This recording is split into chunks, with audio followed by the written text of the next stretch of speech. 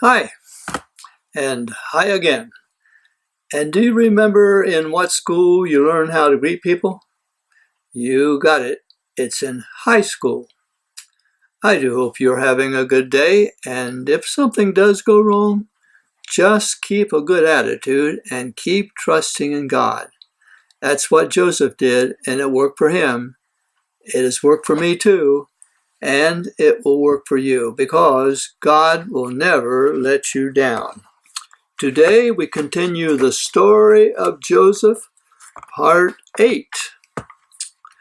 Joseph was 17 years old when his brothers sold him into Egypt. He is now 30 years old, and Pharaoh has put him in charge of all Egypt.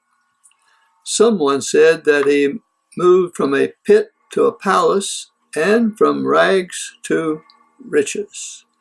I think that's a pretty good move, don't you? Do you think it all happened because God was with Joseph? I do. He was honest. He was a good worker. He was faithful even in hard places. And God was with him. We know God gave Joseph a special gift to be able to interpret dreams. But what about Joseph's own dreams? Do you remember the dreams he had as a child that showed his brothers would bow down to him? Do you think that will ever happen?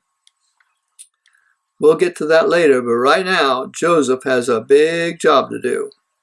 During the 7 years of plenty, he must save and store up food that will keep everyone alive during the 7 years of famine.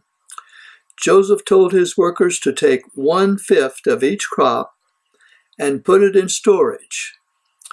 He told them to build storage buildings and to fill them with grain. They built more and more and more storage buildings and filled them all with grain until there was so much grain stored in Egypt that it could not even be counted. But now the 7 years of plenty are over and the famine begins. Do you think there will be enough food for everyone in Egypt? And what about Joseph's father and brothers in the land of Canaan? Will they also become hungry for food? And what will they do? Please return tomorrow for part 9 of the story of Joseph. See you then.